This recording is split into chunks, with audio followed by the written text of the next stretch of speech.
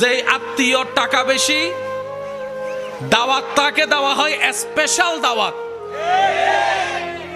আর যতই কাছের রক্তের হোক না কেন, যদি টাকাওয়ালা না হয়, দাওয়াতও তেমন ভালো করে পাই না, মেহমানদারিও তেমন ভালো করে পাই না, খাবার খেয়েছি কি খাই নাই সেইটাও জিজ্ঞেস করার কেউ থাকে না।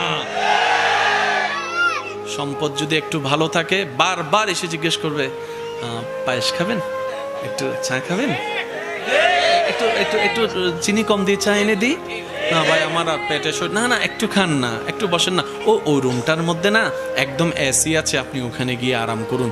ওই দূরের আত্মীয়টা। আর যেটা কাছের আত্মীয়, সম্পদ তেমন নাই, পাশ দিয়ে গেলেও জিজ্ঞেস করে না, সে আশা নিয়ে বসে থাকে হয়তো আমাকে একটু জিজ্ঞেস করবে। আচ্ছা খাই না খাই, অন্তত জিজ্ঞেস তো একটু করুক, মনটা বড় হবে যেন আমার আত্মীয় আমাকে একটু জিজ্ঞেস করেছে।